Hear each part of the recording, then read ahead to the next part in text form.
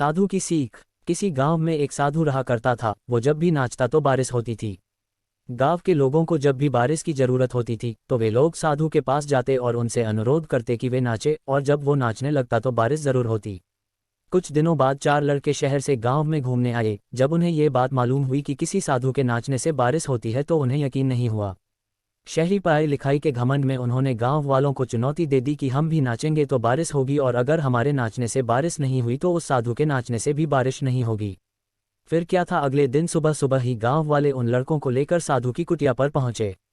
साधु को सारी बात बताई गई। फिर लड़कों ने नाचना शुरू किया। आधे घंटे बीते और पहला लड़का थक कर बैठ गया पर बादल नहीं दिखे। कुछ देर में दूसरे ने भी यही किया और 1 घंटा बीतते बीतते बाकी दोनों लड़के भी थक कर बैठ गए, पर बारिश नहीं हुई।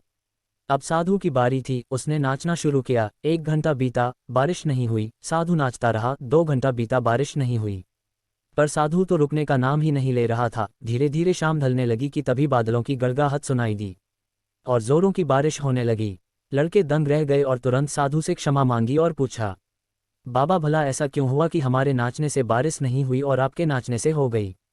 साधु ने उत्तर दिया, जब मैं नाचता हूं तो 2 बातों का ध्यान रखता हूं। पहली बात, मैं ये सोचता हूं कि अगर मैं नाचूंगा तो बारिश को होना ही पड़ेगा, और दूसरी ये कि मैं तब तक नाचूंगा जब तक कि बारिश ना हो जाए। दोस्तों, सफलता पाने वालों में यही गुण विद्यमान होता है। वो जिस चीज़ को करते हैं उसमें उन्हें सफल होने का पूरा यकीन होता है, और वे तब तक उस चीज़ को करते हैं जब तक कि उसमें सफल ना हो जाएं। इसलिए यदि हमें सफलता हासिल करनी है तो उस साधु की तरह ही अपने लक्ष्य को प्राप्त करना होगा।